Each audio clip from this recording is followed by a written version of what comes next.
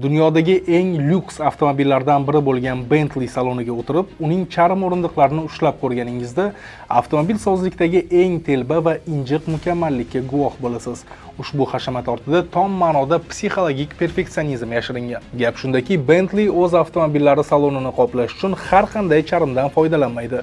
Kompaniya ehtiyojlari uchun faqatgina Yevropaning o'ta sovuq, baland tog'li hududlarida, asosan Skandinaviya yoki Alp tog'lari yonbag'rida erkin holda boqilgan buqalarterisigina yaroqli hisoblanadi. Nega aynan o'ta sovuq iqlim? Sababi hayratlanarli darajada oddiy.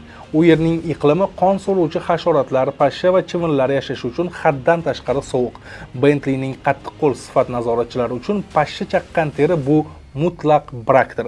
Hasharot chaqqan joyda hayvon terisida mikroskopik chandiq qoladi. Garchi uni oddiy odam ko'zi bilan ilg'ab bo'lmasa-da, lyuks avtomobil standarti uchun bu kechirib bo'lmas nuqsondir. Bitta Bentley, masalan, Mulsanne modeli salonini to'liq qoplash uchun o'rtacha 14-15 ta ana shunday zarracha dog'siz benuqson buqaning terisi sarflanadi.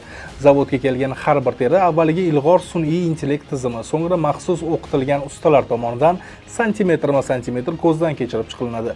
Eng kichik tirnalish topilsa ham o'sha joyi kesib tashlanadi yoki undan umuman foydalanilmaydi. Mana shunday qiziqarli ma'lumotlarni o'tkazib yubormaslik uchun bizga obuna bo'lib qo'ying.